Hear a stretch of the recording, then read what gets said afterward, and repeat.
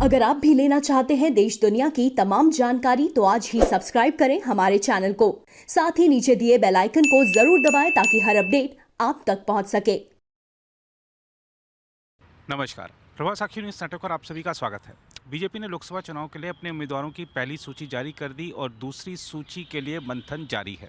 हम आपको बता दें कि दूसरी सूची में महाराष्ट्र पर ज़्यादा फोकस है और गृह मंत्री अमित शाह जो कि सोमवार को महाराष्ट्र के दौरे पर थे, उन्होंने जो वहाँ पर एनडीए के एलाइज हैं, चाहे शिवसेना हो शिंदे के नेतृत्व वाली, चाहे एनसीपी हो अजीत पवार के नेतृत्व वाली, इन पार्टियों से भी चर्चा की और बीजेपी की जो महाराष्ट्र की कोर कमेटी है उसके नेताओं के साथ भी चर्चा की। और सोमवार शाम से जो चर्चा शुरू हुई थी, बताया जा रहा है कि गृह मंत्री अमित शाह ने बुधवार दोपहर तक ये चर्चाएं जारी रखीं और महाराष्ट्र के कई बड़े नेता इस समय दिल्ली में हैं। दिल्ली के नेताओं से केंद्रीय आलाकमान से चर्चा करने के लिए सीटों के मुद्दे पर। और इस समय जो बड़ी जानकारी निकल कर आ रही है वो है कि महाराष्ट्र की 48 में से 34 से 37 सीटें, जी हाँ बहुत बड़ी खबर है, 34 से 37 सीटें बीजेपी लड़ सकती है। 6 से 7 सीट शिंदे की जो शिवसेना है उसको दी जा सकती है और 3 सीटें एनसीपी जो कि अजीत पवार के नेतृत्व वाली है उसको दी जा सकती है। और आपको बता दूं कि गृह मंत्री अमित शाह ने इस बात में कामयाबी हासिल की है कि वो सहयोगी दलों को ये समझाने में सफल रहे हैं कि बीजेपी के सिंबल पर ही इस समय चुनाव लड़कर जीता जा सकता है और एक कोई प्रतिष्ठा का प्रश्न नहीं बनाया जाना चाहिए कि मुझे ज़्यादा सीटें चाहिए, मुझे ज़्यादा सीटें चाहिए, क्योंकि जीत हासिल करके एक बार फिर से प्रधानमंत्री बनाना है नरेंद्र मोदी जी को। और ये बात सहयोगी दलों के समझ में आ गई है। जो शिंदे की शिवसेना है, हालांकि उसने कहा है कि हम लोग पहले तो 22 सीटों की डिमांड कर रहे थे और 2019 में तो जो शिवसेना जो अविभाजित थी उसने 23 सीटों पर चुनाव लड़ा था, तो हमको 22 सीटें दी जानी चाहिए। 22 सीटों से ये जो चर्चा है शुरू हुई थी और अब जाकर जो शिंदे की शिवसेना है उसका ये कहना है कि हमें कम से कम 13 सीटें तो चुनाव लड़ने के लिए मिलनी चाहिए। लेकिन माना जा रहा है कि मुख्यमंत्री एकनाथ शिंदे ये बात मान गए हैं कि 6 से 7 सीट दी जा सकती है, उनकी पार्टी को इसके लिए सहमत हो गए हैं।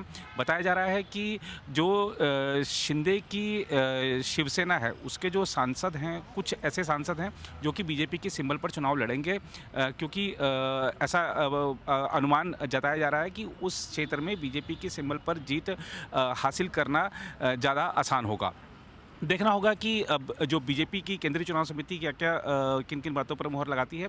लेकिन आपको बता दें कि गृह मंत्री अमित शाह ने बीजेपी के जो महाराष्ट्र के नेता हैं उन सब ने अपने सहयोगियों को ये समझाया है कि जहां तक बात इस चीज़ की है कि हम कितना त्याग कर रहे हैं, तो आप ये देखिए कि हमने मुख्यमंत्री पद का त्याग किया था जबकि हमारे पास नंबर थे।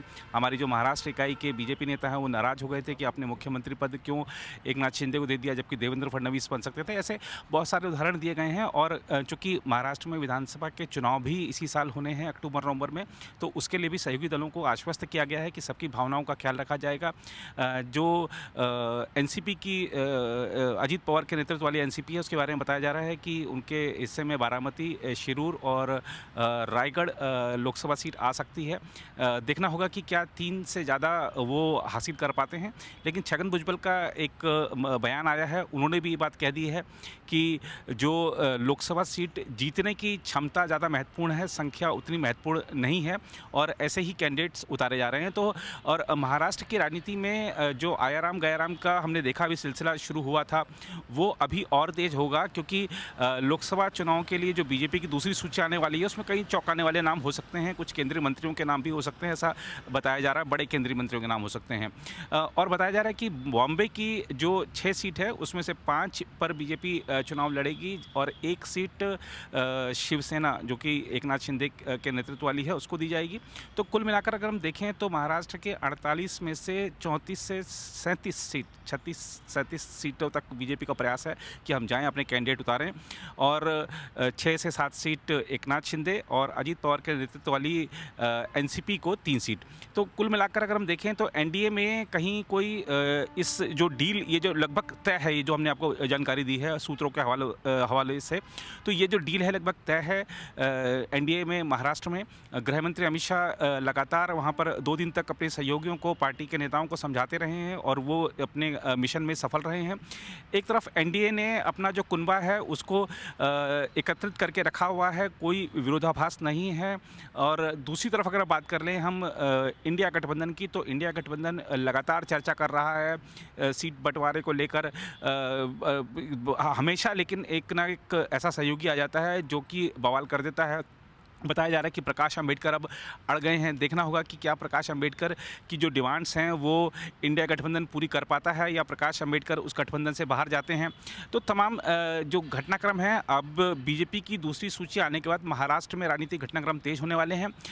आज का यही एक बड़ा अपडेट है महाराष्ट्र से कि महाराष्ट्र में बीजेपी ने जो सीट बंटवारा था एनडीए के सहयोगियों के साथ वो लगभग फाइनल कर लिया है, बस उसकी घोषणा होनी बाकी है।